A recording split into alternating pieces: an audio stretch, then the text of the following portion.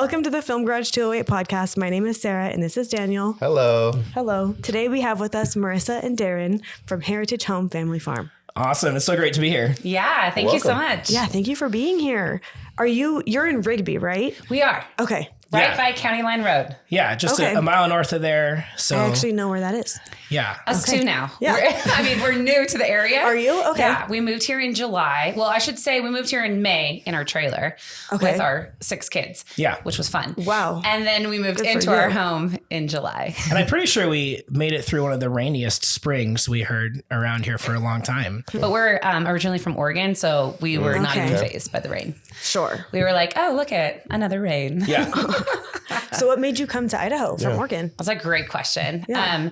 We actually started, what would you say, in like 2018? Yeah, 17 or 18. Dreaming for what we wanted for our family. Yes. We lived right outside of Portland, Oregon. It was definitely more city and rough. There's, shootings and gangs. Yes, city life. Those things. Yeah. And we were like, there has to be something better that fits our vision for our family. Are the drugs in Portland? Sorry to sidetrack. Are they really bad right now? Oh, yeah. Yeah. They legalized meth. They legalized meth? No. Yeah. Oh, now they're trying to reverse that, but they already approved it. And so Really? we're in trouble. Yeah, they're in trouble. We're gone now. Yeah.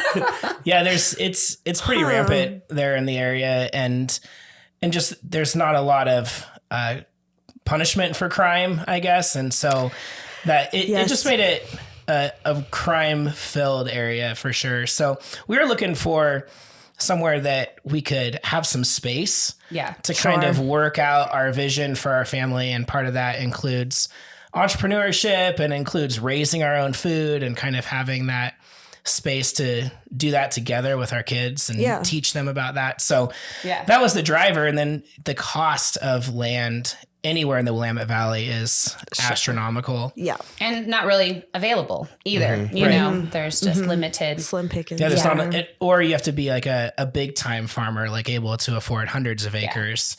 And then the other caveat is that Darren is actually a nurse.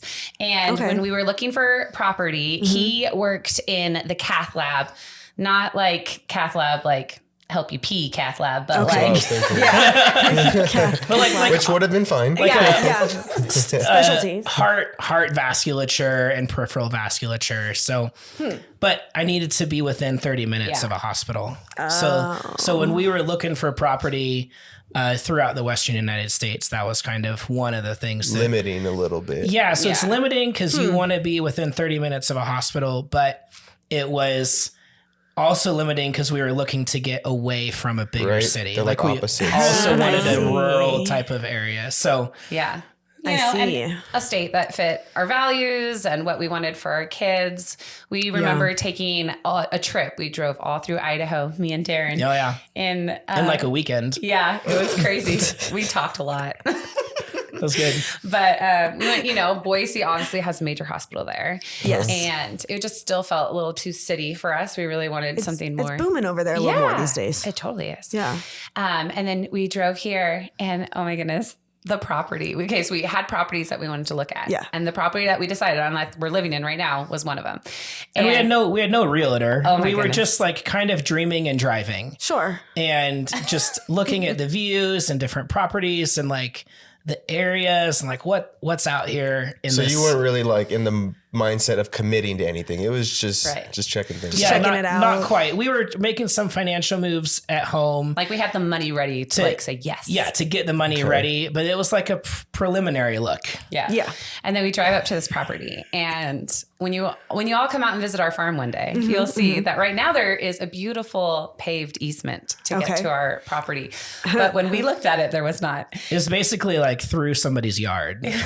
And we pull up and Darren's like, well, let's go look. And I'm like, I'm not getting out of the car. We're on someone's property right now. Yeah. And so he walks over there and then there's a realtor with another couple looking Already there. Yeah. I was so embarrassed, but Darren was so brave. But there was 30 acres, the whole field that was for sale. Okay. That's a good size. And but they divided it 10 For multiple. for multiple buyers. Oh. Yeah. So 10, 10, and 10. Interesting. Right. And so then we ended up being able to purchase one of the 10. But that was the only look. Marissa never laid eyes on it. Nope. And I didn't get out of the car. I laid eyes on it. You just trusted him? Yeah. I laid eyes on it for like 10 seconds. 10 seconds. And we kind of like, I didn't know anything. Like, this is how green we were. Like, I didn't know anything about flood irrigation. We're from Oregon. Yeah. It rains all the time. Right. And so then later when we get home, we're like, I think we really want to offer on that piece of property. It's good price in a good spot. And we're like, but which way does the water go? Does it have flood irrigation? We're like trying to learn on the fly. We're like on YouTube. Because you're right next to the canal, right? Yes. Yeah. Yeah. And then it turns out then we get offered, like we make an offer and then we get offered to be first choice of which 10 we wanted. And so then that... Were some better than the others? Well, that's if we didn't really know, I guess, until we had done some reading and we realized that one of the 10 acres is the one that's right by the ditch. And so you have first access to all the water.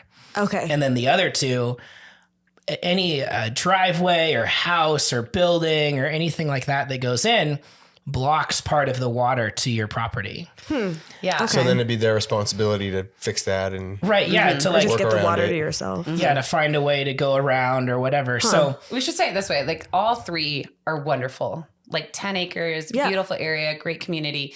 But one does lend itself better to farming Right. than the others. And so, so it was just like even more just perfect. You were convinced it's it. yeah. And so then we bought it and we were going to sit on it for a little while and try to, build up some money, build up some resources. But then COVID hit.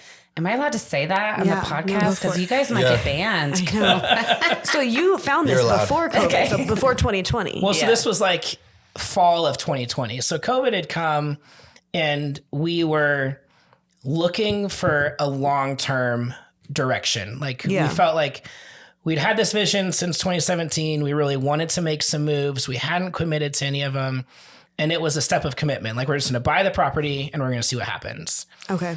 And then as 2021 commenced, then we really felt convicted that we needed to make faster moves. Yeah. And so that was really like we sold our house and moved into our trailer. And I promised Marissa it would be like 6 months and we'd be able to move out onto the property and the house would be close to done. And it took 18 months for the record. And we lived Not in that. 6 months. Yeah, we lived in that trailer for 18 months. Wow. And with the 6 kids. Yeah. With 6 kids. It was great. And don't think like a 42-foot like fifth wheel. No. This is a 2006 32-foot bumper tow. Quality. Yeah. But Yes. talking about like family vision, like we have this vision to have this family team and be on a farm and raise food together and do business together and teach our kids that. We also have this vision to like adventure together and learn together and see God's creation together. Yeah. And so we took those 18 months and we tried to capitalize as much as we could. Yeah. We hit like 10 national parks. Yeah. No way. That's awesome. It was really cool. That's really cool. Yeah. What got you into that interest? Because in Portland, you definitely couldn't have done anything You you're weren't doing doing now. this before, right? No, I mean, you were only supposed to have 3 chickens in your backyard and we had 9. We totally broke the law. Oh, yeah. I mean, look at us rebels. Naughty. But both of our grandparents had like small farms. Okay. And then our parents both left the country to move to the city for work. Yeah, because in the 80s and 90s, okay. like that was what people were doing is they're leaving the country and they're getting educations and they're moving to the city or they're moving to the city just to have the opportunity there. Yeah. But not necessarily, I don't know, that was lost. Yeah. And then we just missed the window financially for us to where we could buy our grandparents' farms. Yeah. Dang. I know. And, but that was still like, that seed is there. Yeah. Yeah. And Sure. So that's what kind of sparked your interest, was missing out on that a little bit. But then I think too, like in 2020, everybody experienced some sort of shortage. Whether it was you went to the grocery store and you couldn't find chicken, or there was no toilet paper. And like, and we fed some of the members of our church and people like out of our crawl space, like extra pantry part of the time in 2020. And so In Portland. in Portland. So Wow, you okay. did kind of do the homestead life in Portland. Just As best as we Like could. mini version. mini so version. what did that look like? Well, we found like local farmers that we got raw milk from, and we did the chickens. We had some friends that raised pigs, and Darren enjoyed helping butcher them. Oh no. I know. He would bring like this whole pig Someone's gotta into do our it. yeah.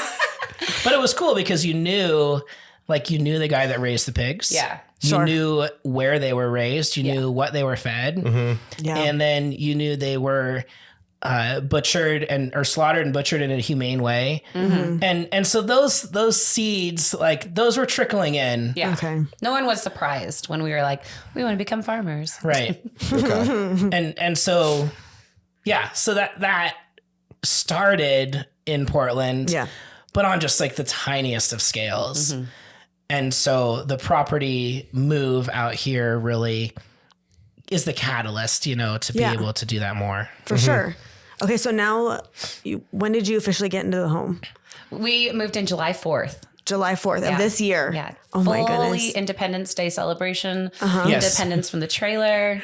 Independence all around. Independence from the trailer. Burn the trailer. We still have it. Yeah. My kids Just back in up. case. Yeah. In case you got to move. They want to go Farms. camping. I'm like, you want to go camping? We camped for 18 months. Not for a year, maybe. Yeah. We'll wait. They love the adventure though. Yeah. That is a really fun experience though. Like with your whole family. Yeah. Like that's things you'll remember forever. Definitely. Like that's really cool. It was great. I Okay. mean, I joke about But it. I'm but sure it you're was happy to be out. great. Yes. So now that you're into your home since July, what have you guys been doing with your farm? Like what steps have you been taking to like hit these big goals that you guys have been aspiring about? Well, I mean, the crazy thing is it really started before we even got into the house. Yeah. Okay. Some ideas, some planning, some Well, and dreams. even the work, like the first thing we did. So we came out here in our trailer in May. This is like a plot of land, right? Yeah, it's like land and a house that's kind of mostly done.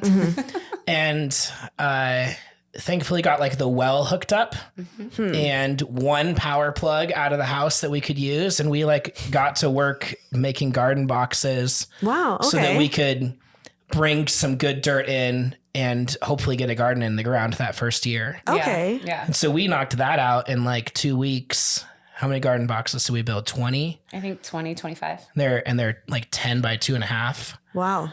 And And they're not enough. We need to make more this year. Yeah. And the plan this year is for more, but Yeah. we got a garden in the ground by June 1st. Wow.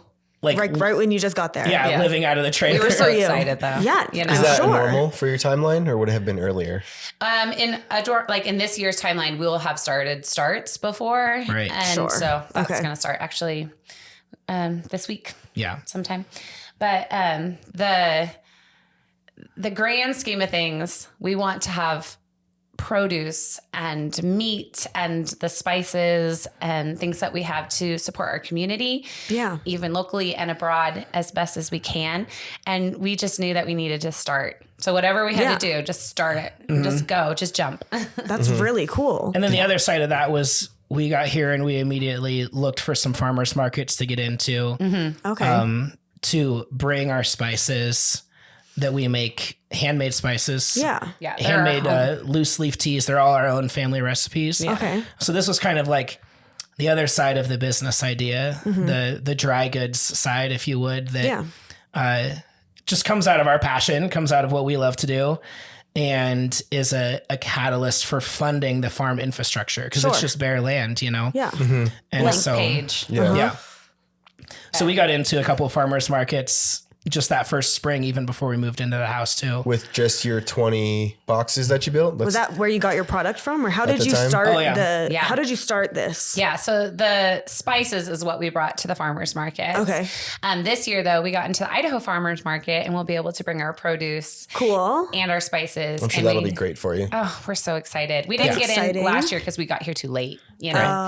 Oh. Okay. But we also do pasture raised chicken. So that will be exciting. We did that this last year as well.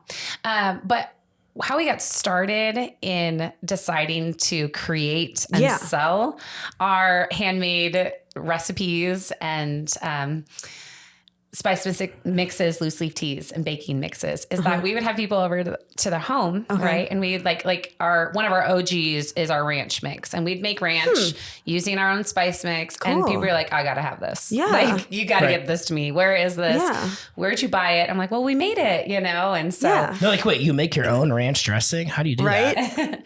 Literally. And then the thing, I wouldn't even know where to start. We'll leave you some. You open the packet, the ranch packet. Well, and then we have 6 kids, 7. We're on the way. Oh my gosh, congratulations. Coming in August, of course, right? In the middle of summer. Yeah, right in the harvest season. Didn't plan that well. So then you have 10 acres to let them all run free. That's right. Go. But as a mom, a busy mom, and as a family, we need something that is already made. Yeah. That we can just pull off our pantry. I mean, it takes work. It takes time to put these things together. Yeah, because you love an awesome recipe homemade from scratch, but do you have the time in the middle of your busy cooking to pull 6 or 7 spices off the shelf and measure them all individually and make whatever? Yeah. No, you don't necessarily want to take that time. We're lazy sometimes these days. Right. and so we started just for ourselves, pulling these together, there's Fiesta mix, that's taco seasoning, or for fajitas, or here's ranch mix. Yeah. And so that was kind of the catalyst, comes out of our own passion for eating good, clean food. You go buy taco seasoning at the store. It's got 3 ingredients and the rest of them you can't pronounce. No, it's true. And, so that was where that kind of came from. We have we really want to make homemade with ease. Right. Homemade is where it's at. You get to sit around the table, build relationships with your family. But if you can't do it in a certain, I need dinner to be done in 30 minutes. That's the time frame I got. And I still want it to be delicious. And I still want it to be wholesome and good for you. And so these things just aid in that. Yeah. We could take one of our pasture-raised chickens. We can put some Fiesta on it and have tacos in 2 minutes, right? It's just such a fast, and easy. And really high quality too. High quality. Yeah, good food. Clean. Yes. Right. Yeah. You can read everything on the back of our ingredient. Everything. You actually know what they are. Yeah. We don't have any preservatives or any there's so many anti-caking silicone agents and stuff. Have you noticed an obvious difference in your health since you've... Or have you always been doing this? We have been doing this a lot. But one funny thing is, so because we did the farmer's market, we went and bought or compared prices and bought a few of a taco mix at Winco. And we were like, okay, so then we can compare it. We can show people. Well, my kids helped me in the kitchen. They're so amazing. And they grabbed, because it was in the pantry, it was my bad. But they grabbed the other taco mix and we used it in our tacos. And literally 4 of them were my stomach hurts. And I'm like, oh no, was it bad meat? What did we do? Yeah. And you're wait, no, because Interesting. And then we discovered that she used that instead of our Fiesta mix. And so, no, I believe it. Anytime I see any kind of powder prepackaged in a bag like that, I just feel sodium. That's what I see. Yes. Yeah. Then I'm afterwards, I'm just gonna feel blue. You feel it in your guts. Yeah. It's the MSG. It's the all the other kind of anti-caking agents, and all of our spice mixes are gluten-free, dairy-free, and sugar-free. Okay. So sugar-free, that's good too. Yeah. I mean, there's so much sugar out there, and we should enjoy it in dessert. But not we have in my brownie tacos. mix. That's where the sugar goes. It's in the brownie mix. Yeah. Brownie mix too. No, that one's good. Yeah. So fudgy delicious. So how did you come up with the ideas for all of this? Right? Yeah. So you grow your own flour? No. So this is a really good point. Not all of our ingredients in each of them are grown here in Idaho. I see. Cumin, cinnamon. That makes sense. Don't grow wonderfully here. Sure. Okay. But we do outsource to different farms, local farms.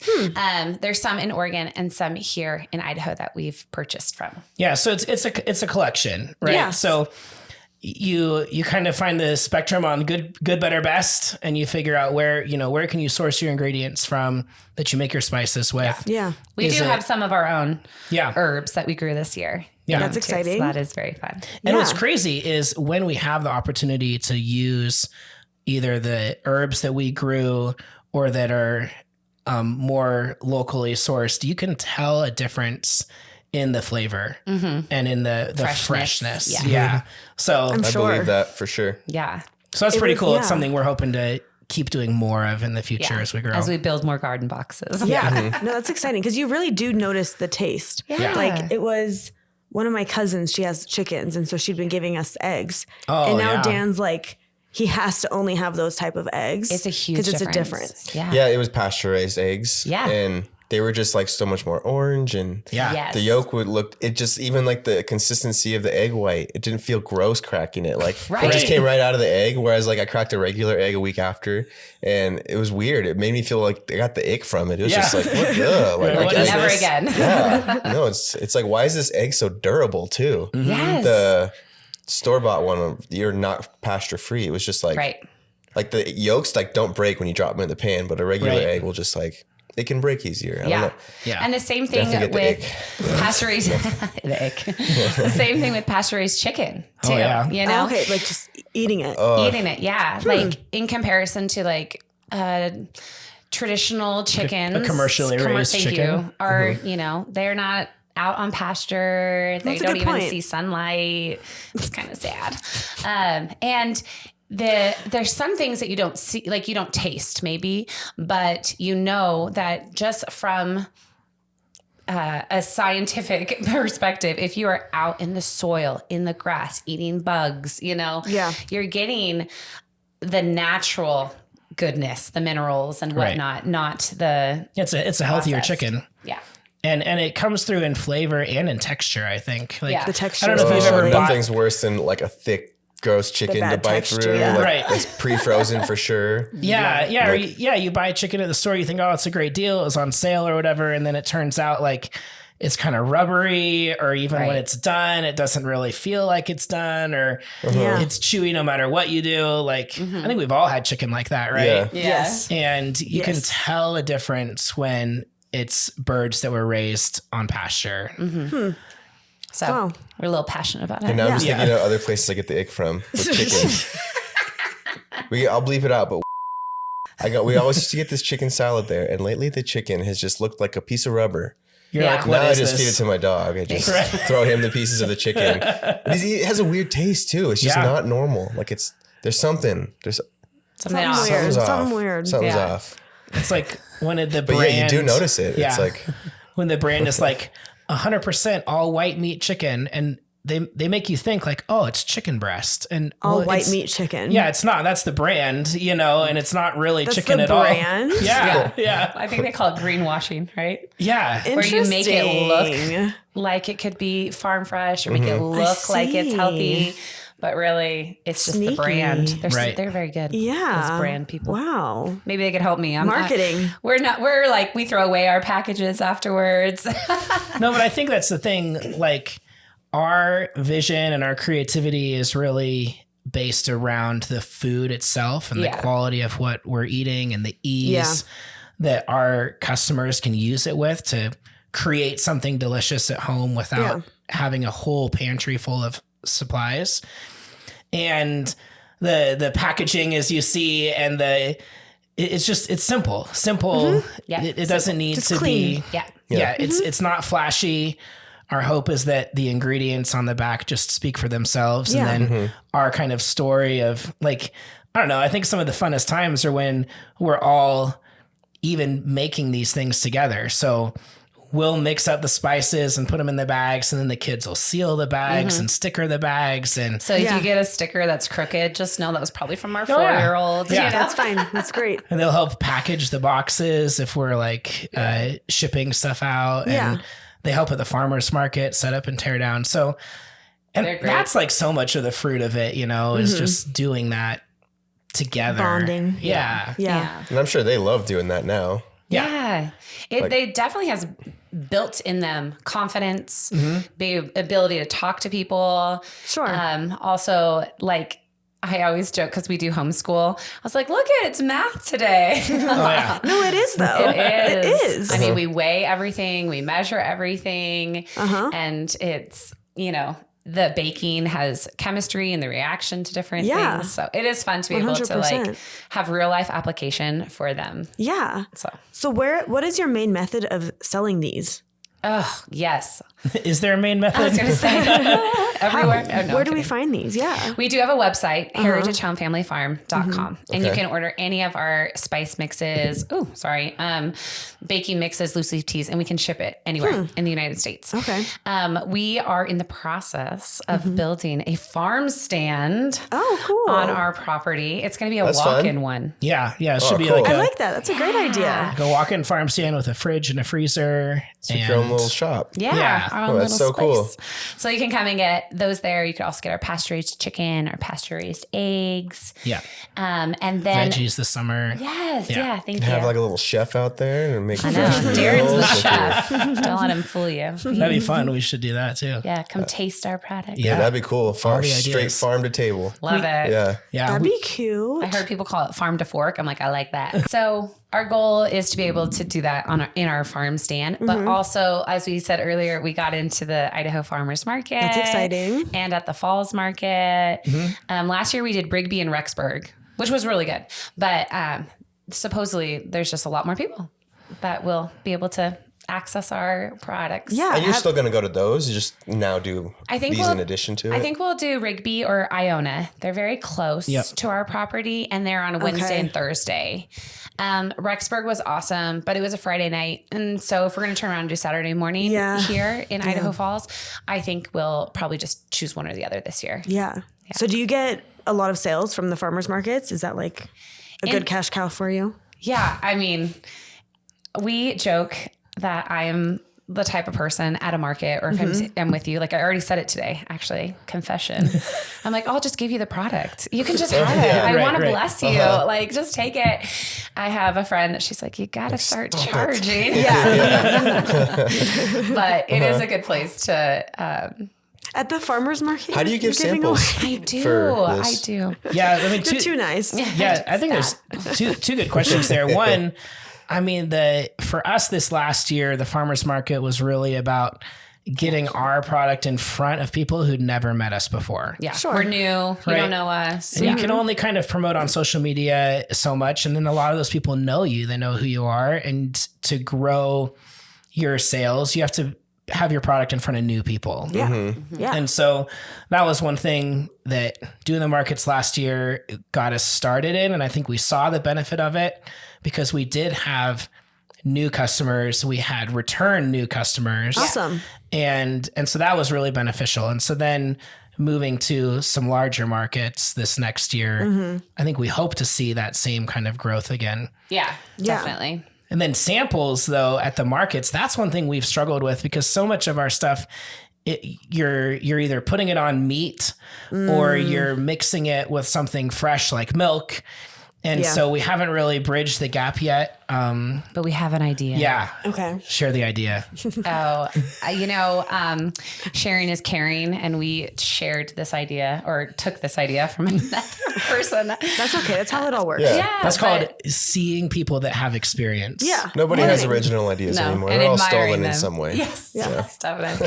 But they popped popcorn and then they put seasonings on the popcorn so people could taste the taste.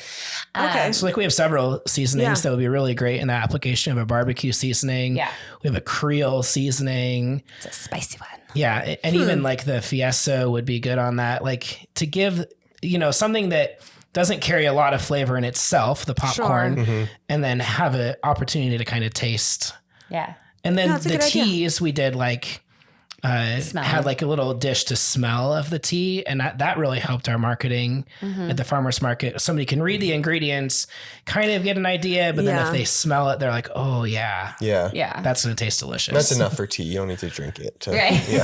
Pretty simple. I don't know. Along with our farm stand, we really want to do, so back home in Oregon, when we were living there, in the town down below our house, they would do like First Fridays. And every First Friday you go down, you could walk through the town and they would just, a congregating type of place. And so we were like, oh, we should do a First Thursdays or a Third Thursdays, First Fridays, Third Thursdays.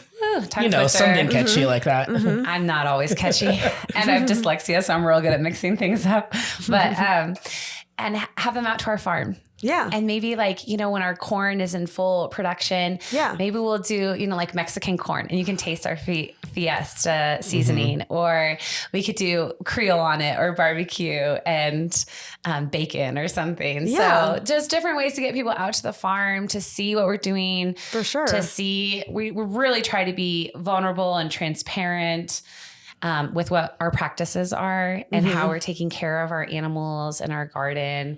And there's just something really cool too about being a part of the business that you're buying from, you know, like to join them in the mission. Yeah.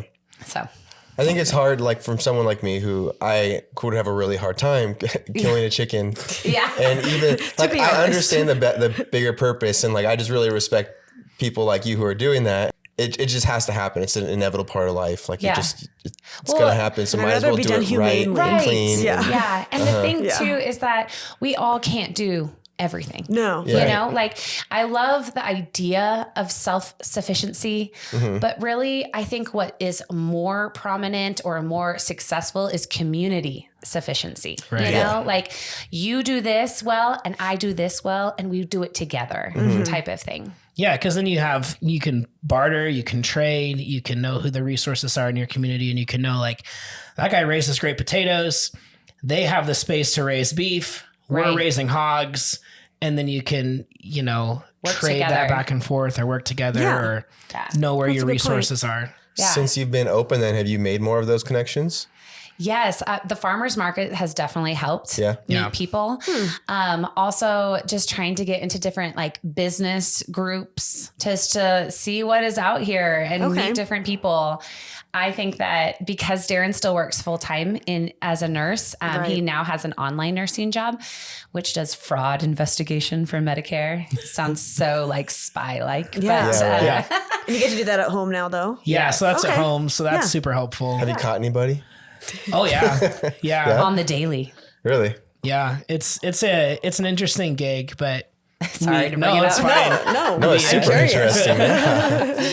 It's mostly like a post-payment claim review. So we ask for records when the billing practices look out of line with the norm, and then just investigate if all their lines are in order, and if they're not, then we ask for the money back. So probably not a lot, huh? Oh yeah. There's probably more often not than they are. There's like a balance of some people are really in order, some people are just sloppy, and are the people that like the people getting like the thing done, or like the doctors? No, the doctors. Got it. Yeah. Got it. Okay. The doctors and the organizations. Sometimes trying to squeeze a little bit more money out. Well, sometimes they're really sloppy, and then sometimes they are just like deliberately trying to squeeze some extra money out. So also part of Darren's job, or different parts, he calls them or works with the doctors and be like, hey, you missed this. Right. So there's an education component. It's not all punitive, you know, but so when you're at work, you're like really into the numbers and these things. So you probably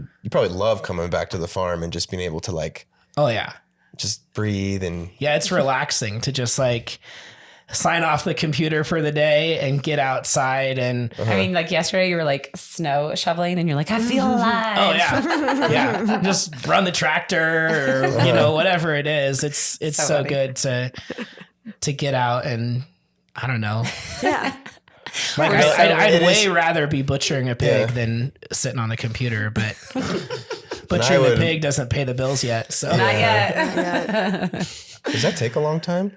To do a whole hog? Yeah. Depends. You don't have to get too into the details, but it seems like a lot of work. If you're going to process down a whole hog, I think it'd take you all day. So do you take the meat somewhere to like be treated in some way, or do you have to do any of that? Like it depends if you're selling it or not. Yeah. So there's two factors. If you're going to sell any of the cuts, it has to be butchered at a USDA butcher. Okay. If you're going to use the meat for yourself, then you don't have to take it anywhere. You cut your pork chops, you cut your hams. And if you want ham or bacon or sausage, you can cure all that yourself. And as long as you're not selling it. Right. As long as you're not selling it. Interesting. The other way you can get around that we've participated in it, we haven't done this yet, is if you host like a class. Yep. Like an educational thing. Like you buy the pig from us and then together I will teach you how to butcher it. Mm-hmm. And then they could take that meat home themselves. I see. If that makes sense. Yeah. So it's like they kind of did it themselves. They did it themselves. Yeah. And it's so interesting because like, BYOH. Yeah. Each different animal is different too. So like chickens, we can butcher all the chickens on our property. Yeah. And freeze them and sell them to the public. And you can do like 10,000 chickens a year that 20,000 way. Or now. 20,000 chickens a year that way.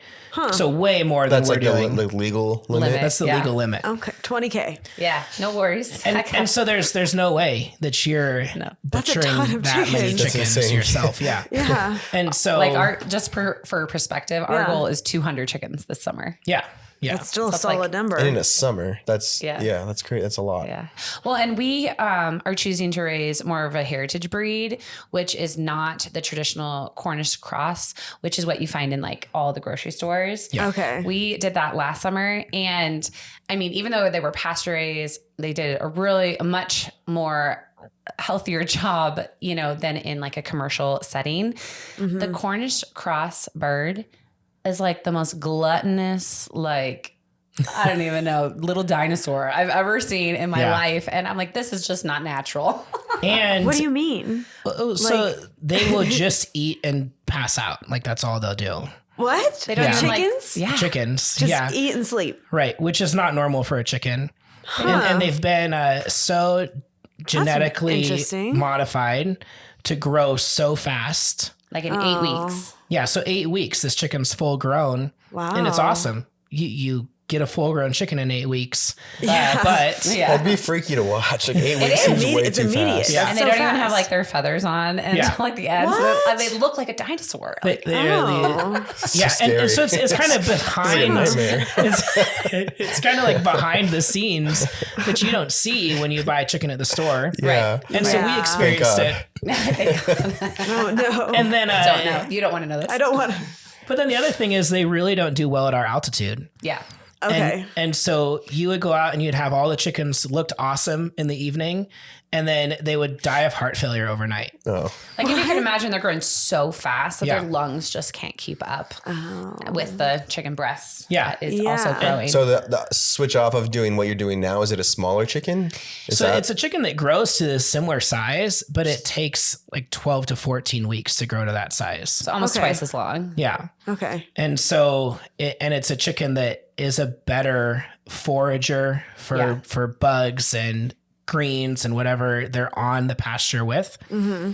And so we're really excited to kind of jump into that and give them a shot this year. We heard that it has a little bit of a richer taste too. Mm-hmm. A little more dark meat, if you could picture that, I guess. Like sometimes you can eat chicken, especially the breast, and it's a little bland, where this is supposed to have like a little better chicken flavor.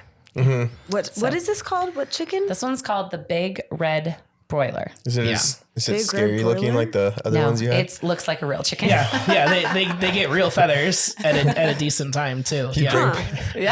I'm just picturing you bringing people to this farm in front of your I know, house, and right? then these dinosaur chickens running around.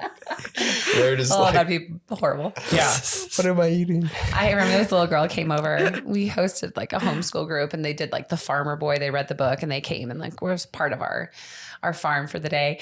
And she's like, I can see the chicken's meat. Like she's It's just their bodies. Yeah. Because there wasn't feathers. They weren't fully feathered yet. Their meat.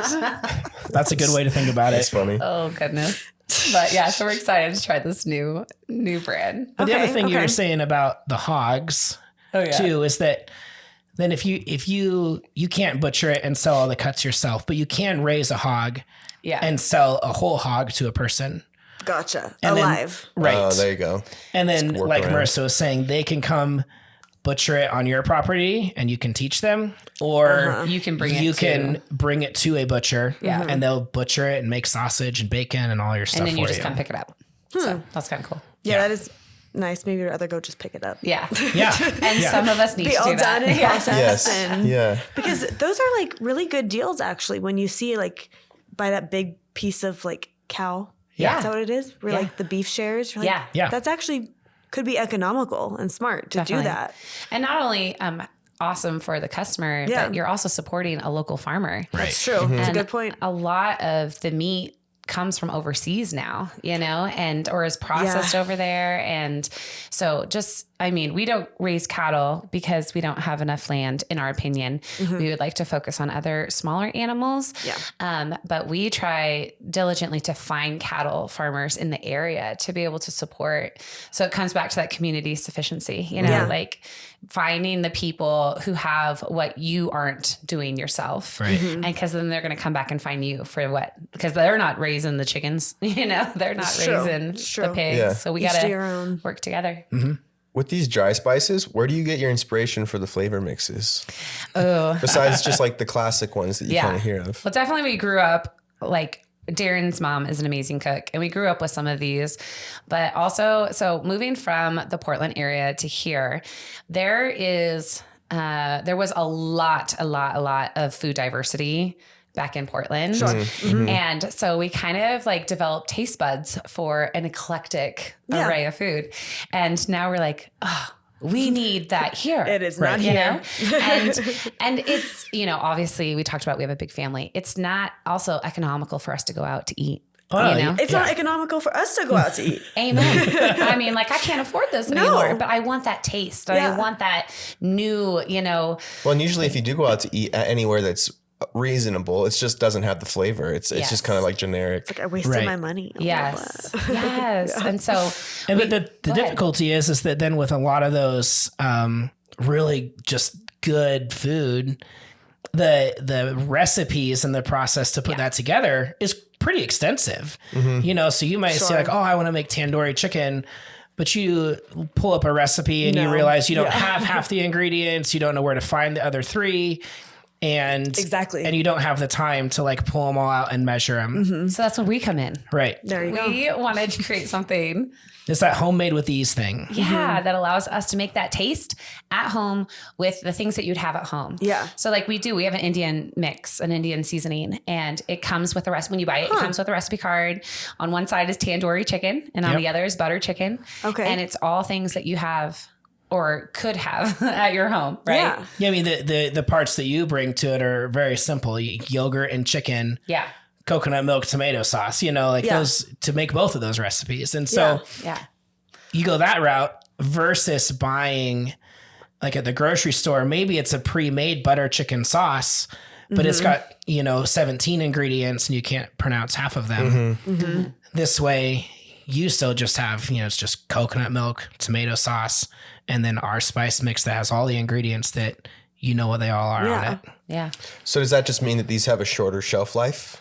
Well, because they're dried spices, they don't actually. But we are committed to the most fresh that we can. So we do not make an abundance of like our stock's pretty small. Yeah. We try to make just enough to have a little bit in stock for those online orders or if we're at the markets, but also be able to keep it fresh. I think the thing that you will see is that like if you buy a barbecue seasoning or something at the store, it does have that silicon dioxide or whatever that keeps it from clumping up ever. And if you let ours sit on the shelf for 6 months, parts of it are going to clump up a little bit. But in my opinion, that trade-off is totally worth it because when you're smearing it on your pork butt to go smoke it, it doesn't matter if there's a few clumps here and there, you're rubbing it in anyway. Yeah. Right. Yeah. And you don't. And that you're not getting that extra chemical. Yeah. No, I like that a lot. And how many times you get those seasoning packets that can just like hide in your pantry for like years? Oh yeah. And like maybe one day you'll use it. Yeah.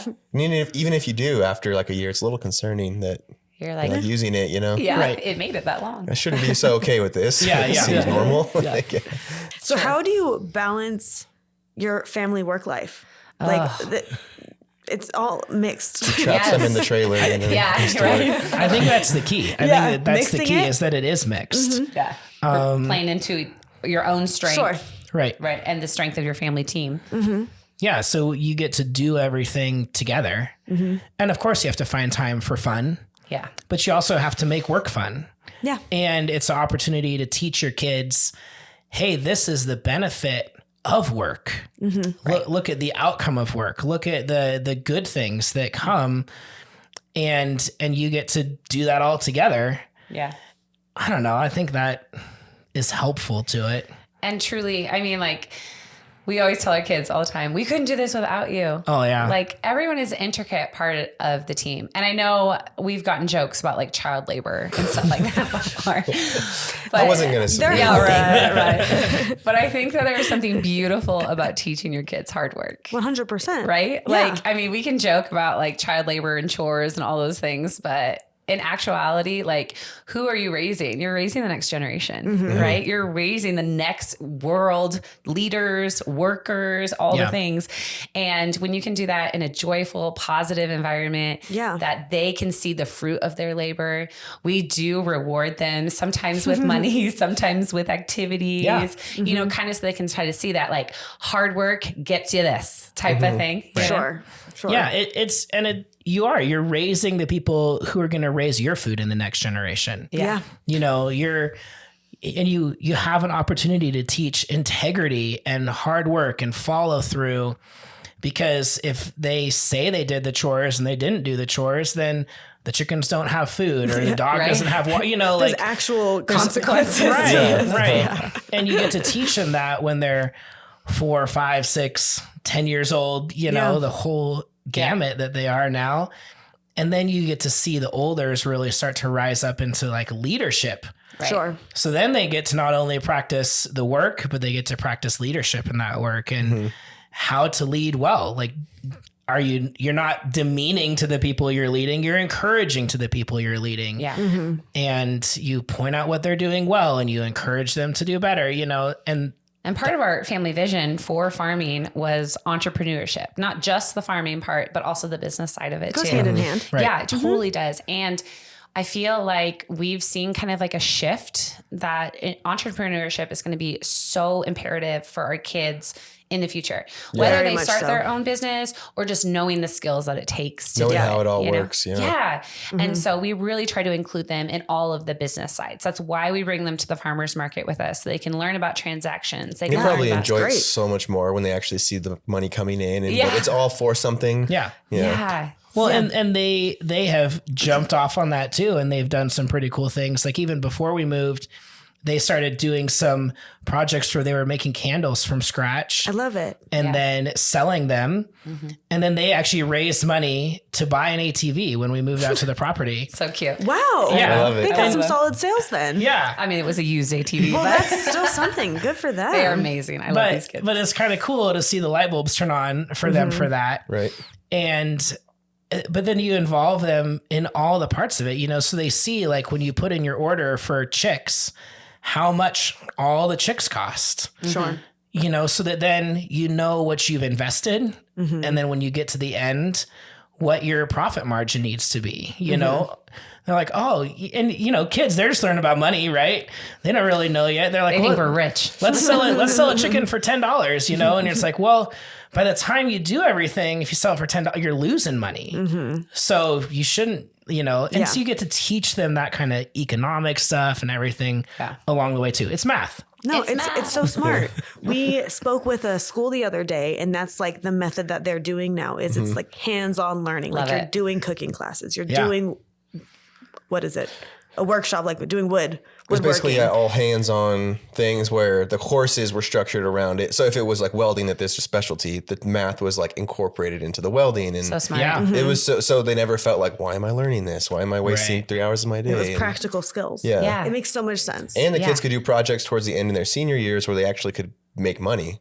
So they Sure. would make things as a group and then sell So them. cool. So it's along the same lines where, yeah, and you're doing it at a young age. Yeah, I They, love like, that you don't have to wait just till high get school. to do it. Right? Yeah. You could do Right. it now. That's really cool. so cool. I think it's cool too that they'll know where, like, what good food looks like and like fresh, real food. Oh, yeah. Because they're going to eat fast food, I'm sure, at some point in their life. yeah. They're Oh, we going to do. go eat. Yeah, You we know, have. they're, I don't know how strict you were, son. No. And like, Don't think too high of but us. to know that you like know what is good is like, Yeah. I think that's so important. Sure. Right. Then you can't be fooled so easily by Yeah. All the junk out there. All the fake food. Well, and just thinking that, food just comes from the grocery store. Yeah. You get to see the full process, from the beginning to the end, and all the work that goes into that. It makes you appreciate what you have in a different level. 100%. And while like butchering a chicken or a pig might seem awkward or gross at first, our society's been so kind of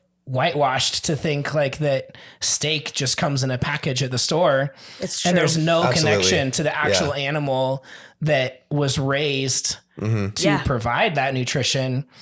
You're just bringing that together for them. Equally, we talked about like the humane way to raise an animal and to butcher an animal.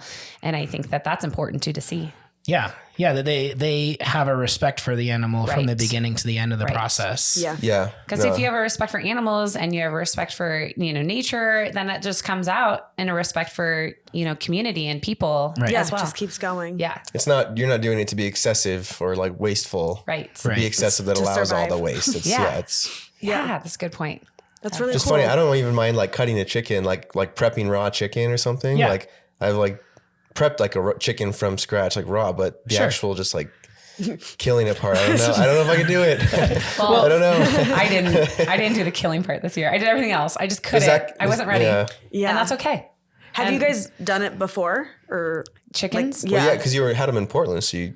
We did egg layers small in scale, Portland. okay. So Darren has butchered a lot of things, but this was our family's first experience this summer at raising and butchering our own chickens. Have the kids seen that part yet? Oh yeah. They were out there. handle it So well? the boys were like, they were catching the chickens, right there on pasture where they were. They were catching the chickens and bringing them over to the cones. And then we would do the deed and they'd bleed out. And then the boys would take them from there over to the scalder to get them ready to pluck them. Oh my gosh. And We didn't hand pluck them though. We had a machine. Yeah, but they were right in it. Yeah. And Our girls weren't they though. were cool. And that's okay. No, that's fine. Yeah. We had some community members come over to help us Yeah. and they brought their kids. And so the girls hung out with the kids in the house. Yeah. Oh, good. Yeah. But Teach their own. yeah, and that's okay. Sorry to get so caught up on the chicken. I was really curious. It's good. The butchering thing's like my favorite. So I'm all about Darren it. has all the details. Yeah. I have some after the podcast story for Okay, you. great. So, After the podcast. I know where So this is everyone's going. like, skip. Yeah. right. So back to business a little bit. Sorry about Yeah. that. With social media, what kind of stuff have you guys been doing? Social media is its own beast, right? Like you need it and you hate it at the same time. But I think I've started to love it more recently because our vision for our farm and for our family is very relational. We want to have a relationship with our customers. We want to have a relationship with how our food came to us. And we want to have a relationship as we gather around the table and eat together. Yeah. And so once we started viewing social media as a relationship, like a give and take type of thing, then it started to become more manageable. We focus on trying to provide education on our social media. We focus on showing the behind the scenes, like, yes, I have a dirty stove and that's okay. Yeah. The entertainment side of social media. And then also it is a marketing tool, right? To like share what you have, share what you're doing, and get to join the customer or the watcher in that together. Yeah. Yeah. And you do such a great job of it. I'm the one that's always like forgetting. I have to or I remind just him. don't think about it. That's okay. But Like yesterday, we had leftovers and you're making tacos. oh, it's delicious. And he's like, oh, I'm just going to get some, Fiesta seasoning and put it on there. I'm like, take a picture. But he didn't. That's I just ate it. Yeah. He just ate it. But I don't know. It's this balance. Took a picture of him like satisfied after. Yeah. Like, look what I just ate. You talk about that, like, you said, like, how do you balance the work and the family? And that, I think, is the struggle with social media is like you do. It's hard. Yeah. Like in order to just be relational with your customers and to show them behind the scenes, you do kind of end up with your phone out, like quick picture, quick video. Right. But then to figure out how to make that like just part of what you do, but not so much of a part of everything that it takes over. Yeah. Yeah. Like our rhythm we try to do is just to take pictures or take videos throughout the day And then just focus at the end of the day at uploading them. Sure. Like, So that, we'll post it later, whatever. right. So that you're not on it all day, but then you also have to respond and be engaging. And But when you're out there, like the other day outside, like trying to get our driveway cleared off so that, you know, you can come in and out of our house because the snow is crazy. And I don't know, it's just the sun was out and the clouds were in the sky and it was beautiful. And so you just snap a picture and then you have an opportunity to share a little story about like behind the scenes, what's happening in the farm, you know, when it's snowing out and you're trying to survive. Yeah. Just get to know you a Showing little bit more. people the what you're real you. doing. yeah, Right. Yeah. Right. Definitely. There's a lot of the real us. Reels and everything. Yeah. That's what people normally like, though. Is the like, reels. well, just Or to the get to real know life. you, real Yes. life, and like Yes. you said, like you, like are your brand, and it's like Yeah. so that they get to know you more. Yeah. Yeah. And I know that like when it comes to small business, like we were just talking about this, sometimes we go into stores and we compare prices like, Sure. oh, what's the Traeger brand or what's the whatever brand of barbecue? And sometimes you just cannot keep up with what they're doing because of all of the large corporation resources that they have. And so not only can you not keep up with the price, but you also have to know, okay, well, when people are buying from you, they want to buy from you. You know what I mean? Yeah. Like they want what you have to offer and they see how it's operating in your life, with your family, with your recipe. And so just trying to remember that, yeah, even though it's a farm, it's us though. Like Yeah. we are the farm. You are You the know? farm. Yeah. But I guess kind of going off of that now, price. I didn't even ask you, how do you price yourself? Oof. I don't know. That can be a It's- hard one. It is a hard one. I think Darren's the math person, so he helps. Right. I am the math person. That's true. Like if I'm given the opportunity, I can kind of geek out on the spreadsheet and like figure out like how much of each ingredient goes into each package and you know what your actual cost is. But then like Marissa was saying, like take something like barbecue mix, you know, that's a classic of ours and it's a really good seller. But when you go into the store, that's where I started was like, okay, Traeger's barbecue mix. How much are they charging for 6.5 ounces? Yeah. You know, in their little tin at the store. And then you can kind of base off of that and you can say, okay, can I sell it for that price per ounce? Right. Do I need to sell it for a little more, for a little less? You know, where do I enter the market? How's your cost? And then your time all kind of play into that. So, and it's interesting, you know, so the profit margin, I don't know. We've taken this pathway and I don't know if we did it really intentionally or not, but like all of our spice mixes are priced the same Interesting. because it They're just all the exact same. yeah. Okay. So whether you're getting French onion mix or ranch or Creole, they're priced the same. Okay. Now, some of them cost us a little more than others to make, but I feel like the ease of the marketing lends itself to just pricing them all the same, Okay. knowing that your profit margin's a little less in some and a little more in others. Especially at like a farmer's market. You can Yeah, be like, pick up sure. any spice for this amount. Yeah, you Yeah, don't want to makes say it one's easy. like $2 less, $3 more. It's just Right. Right. Yeah. Right. looking at these bags. I mean, they're much larger than like spices you buy at the store in a bottle. Yeah. Yeah. So is that something that people can even buy, like bags of this size? I have never really looked, but I mean, it just depends on if you're looks like bigger. are you like a single serving, like a grocery store shopper? that's what I'm envisioning. or are you like a Costco shopper? Okay. You know, because at Costco, Sure, that's you the go difference. buy 28 ounces and these are between 6.5 and 7 ounces. I see. And then we Okay. do also have a smaller size too. Right. And then one thing, marketing wise and customer demand wise that we did at the farmers markets this last year was we realized that people wanted that smaller, like What size is that? single smaller. serving size. So that one's like, Yeah. 2 ounces. Most Yeah, of them come most out to be between 1.7 and 2 ounces They need to have a ton more packaging though. is a smaller Yeah. size. So it's more work True. packaging. Yeah.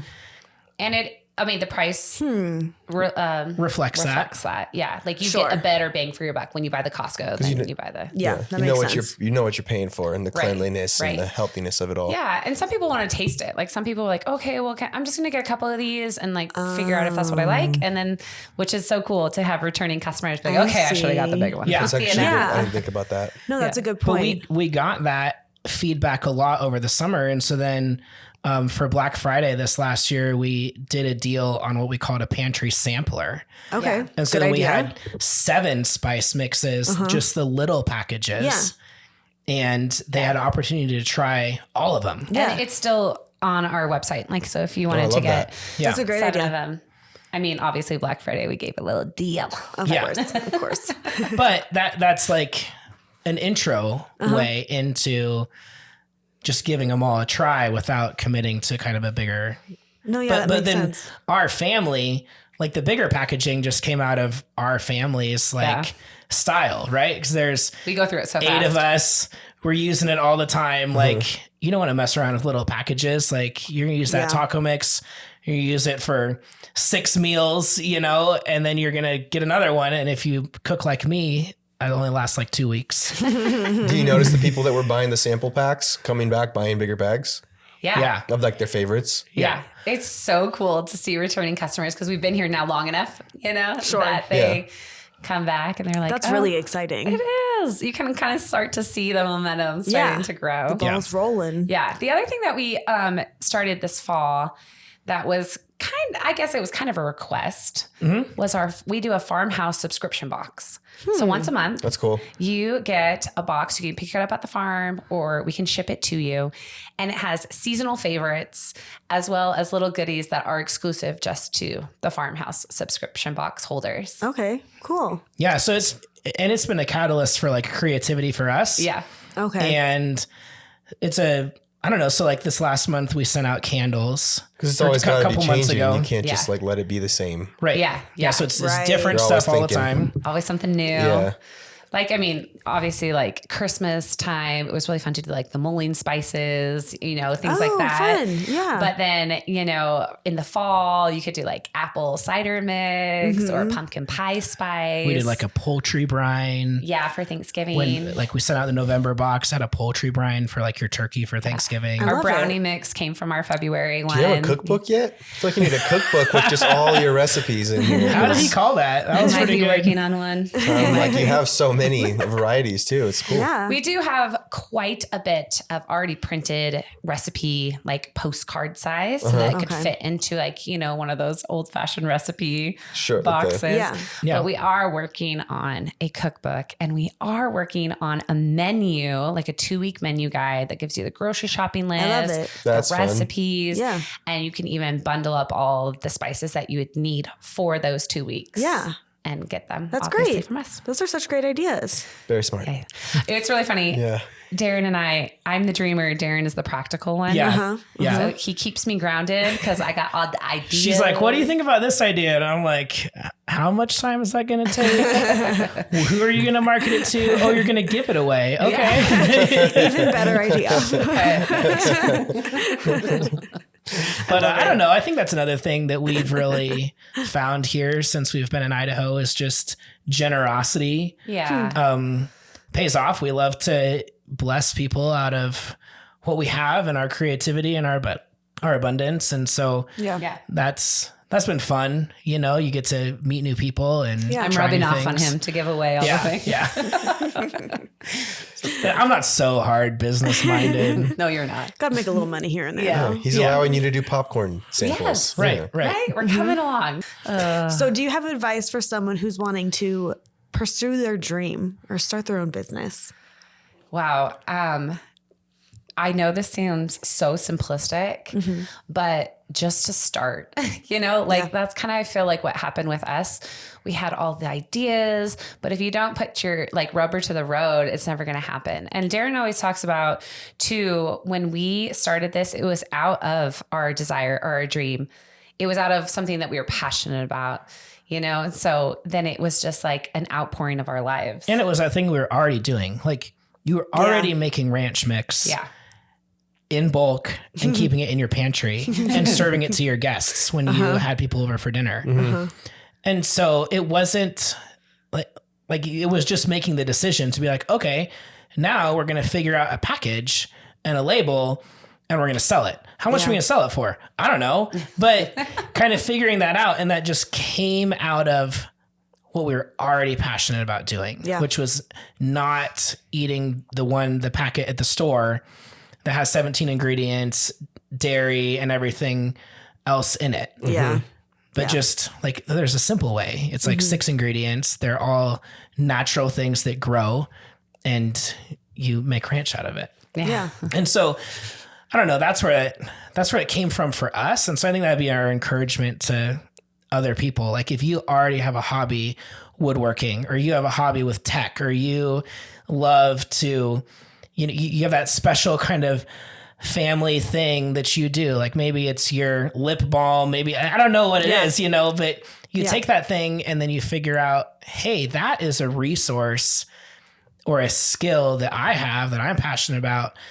And then you bring that into somebody else's home. Because it's going to be all consuming, right? Like, it is. when now you start something, it's, you talk about it, you breathe it, you dream about it. Right. And so if it's not something that's coming from you and from your interests and from your heart, then you're just going to hate it. Yeah. Yeah. Yeah. Then you're trying to both create the passion for it and the product that you're selling or the service you're selling. Yeah. Maybe you love cleaning and you need to, and other people don't love cleaning.